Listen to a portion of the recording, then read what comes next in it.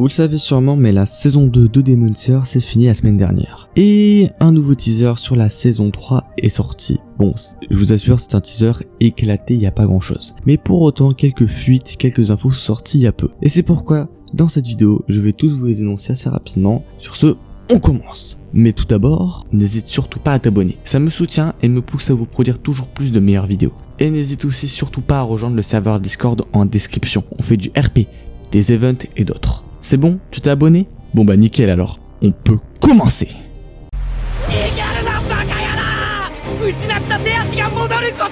人供養にはそうやって増える。何が楽しい、何が面白い、甚だずうずうしい、身の程をわきまえる。俺は縁柱煉獄教授郎。やはりお前は鬼になる。煉獄さん。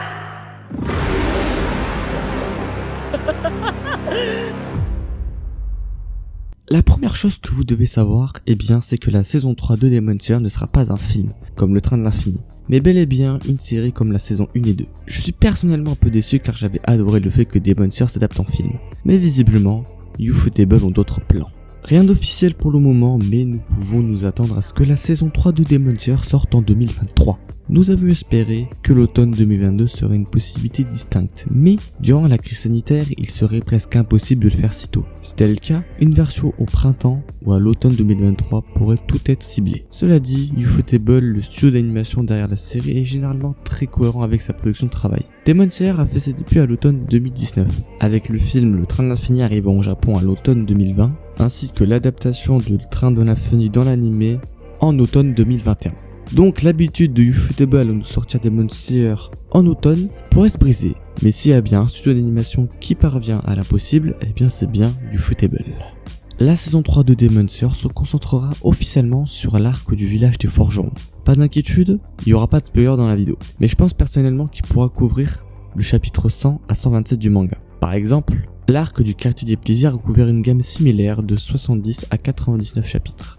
Il s'agirait donc à nouveau probablement d'une saison de 12 épisodes, à quelques épisodes près évidemment. À moins qu'il y ait des écarts majeurs, cela devrait impliquer que Tanjiro se rende au village des forgerons pour obtenir sa nouvelle lame Nichirin. Par chance, le village abrite une arme ancienne, mais tout n'est pas si simple. L'histoire qui dessine les Hashira Love and Mist est peut-être un démon ou deux.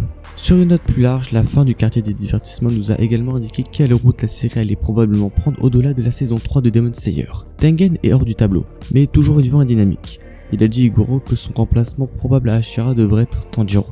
À partir de là, les Demon Slayer peuvent enfin riposter à leur cible ultime, Muzan Kibutsuji.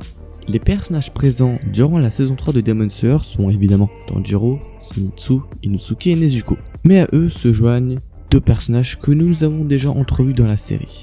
Le pilier de la brume, Muichiro Tokito, et le pilier du love, Mitsuri Konroji. Il faut aussi s'attendre à ce que davantage de piliers apparaissent dans les saisons à venir, ainsi que des membres des 12 unes démoniaques. La première bande-annonce de la saison 3 de Demon Slayer est malheureusement extrêmement brève et ne nous dit pas grand chose du tout.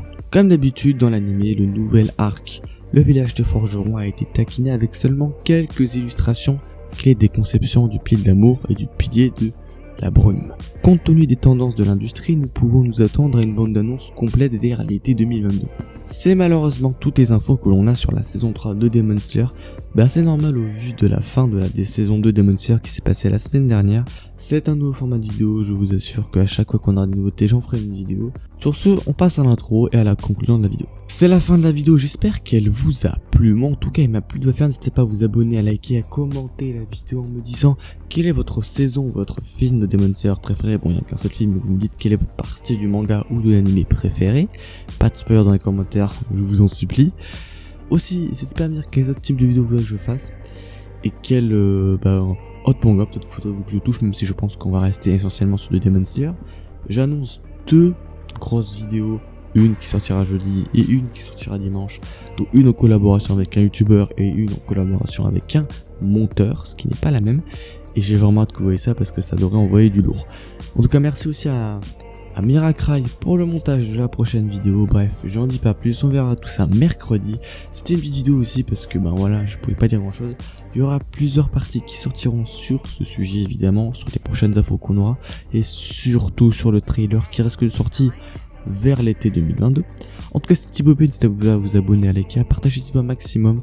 On se retrouve pour la prochaine vidéo de la semaine. Et sur ce les gars, ciao.